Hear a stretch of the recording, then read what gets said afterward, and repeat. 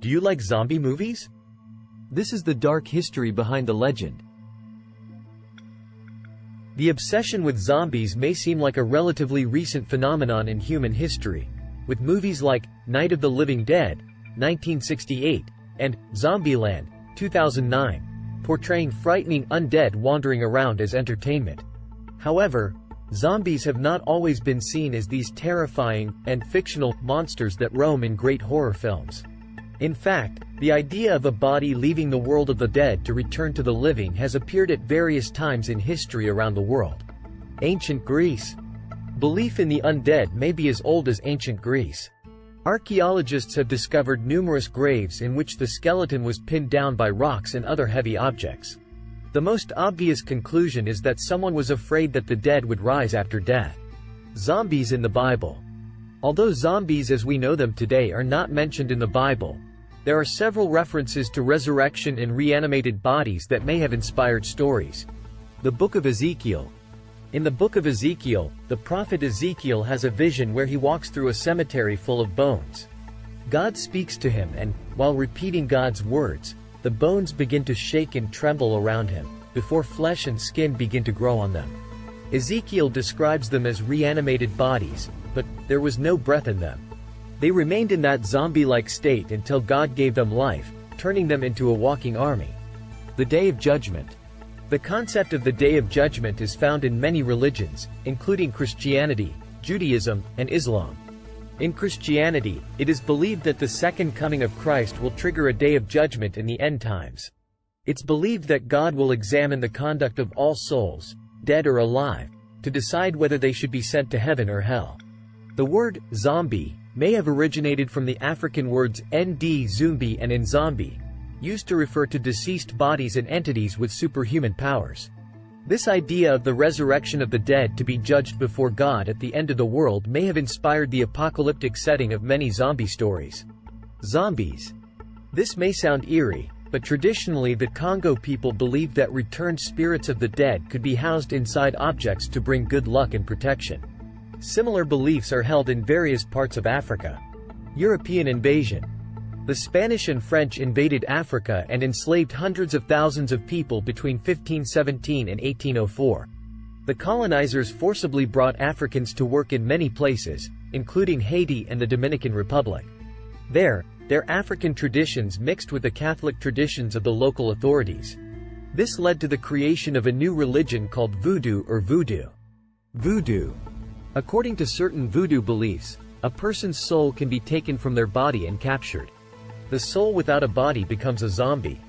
According to certain voodoo beliefs, a person's soul can be taken from their body and captured. The soul without a body becomes a zombie. Zombie workers. It is said that captors used to put these zombies to work in the fields because they did not need to sleep or eat, helping the conspirator to become rich. Zombie or slave? A common interpretation is that this process of zombification was representative of the slavery and forced labor, soul-crushing, suffered by many Haitian people during this period. Suffering souls. Contrary to modern beliefs, zombies were seen as unhappy creatures who deserved sympathy and help. They did not evoke the same fear that we associate with zombies today, and were not endowed with evil or malicious qualities. Invasion of Haiti. The U.S. occupation of Haiti began in 1915. There was a wave of racism against the Haitian people from the Americans, who despised their culture and traditions and made no effort to understand them. White Zombie, 1932. The film was set in Haiti and told the story of a white hero who had to rescue his love from the clutches of an evil voodoo master who ran a sugar plantation using zombie workers. No empathy is shown to the enslaved workers in the film, despite the fact that they too were victims of the voodoo master. Westernization of zombies. Zombies continued to appear in films in the following decades, with increasingly distant references to Haitian culture, eventually standing alone, undead, as a horror genre. Night of the Living Dead, 1968. It was George Romero's 1968 film, Night of the Living Dead, that made zombies a cultural obsession. The undead in the film are flesh-eating monsters that rise from the grave. Dwayne Jones. Many people found the casting choice for the film interesting. The main character and hero, Ben, is played by the black actor Dwayne Jones.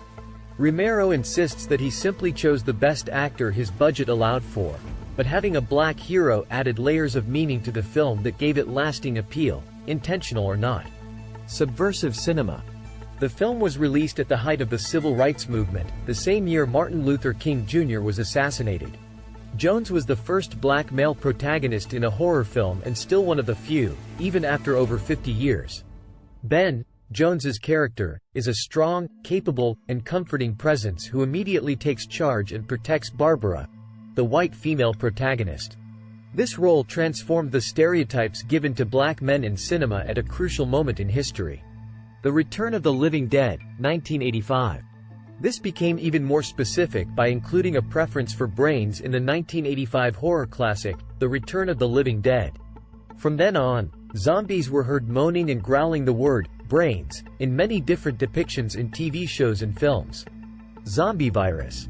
As zombies continued to evolve over the decades, zombification was often portrayed as a result of mass contagion, as seen in films like 28 Days Later, 2002, and Dawn of the Dead, 2004. The End of the Road. Some of the biggest successes of recent years, such as the TV show The Walking Dead, continue to center around zombies, but the undead creatures have remained completely disconnected from their cultural origins in the vast majority of depictions. And so we come to the end of our journey through the universe of zombies.